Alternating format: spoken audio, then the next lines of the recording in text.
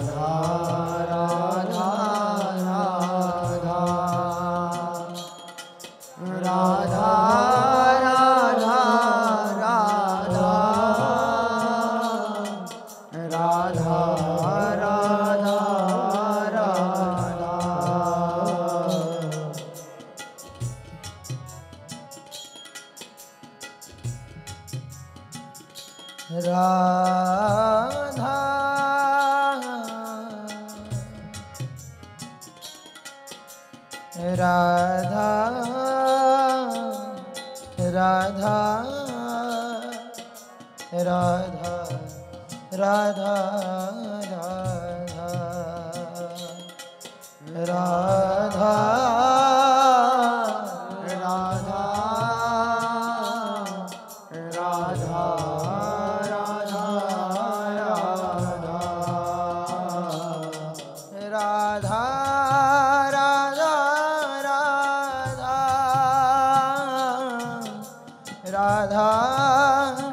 Radha Radha Radha Radha Radha Radha Radha